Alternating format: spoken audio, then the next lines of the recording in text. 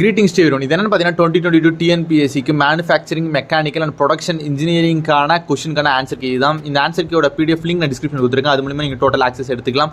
ஏதாவது கேட்கணும்னு நினச்சிங்கன்னா எனக்கு கமெண்ட் பாக்ஸில் கேட்கலாம். அதுக்கு எல்லாத்துக்குமே ஆன்சர் பண்ண நான் ட்ரை பண்ணுறேன்.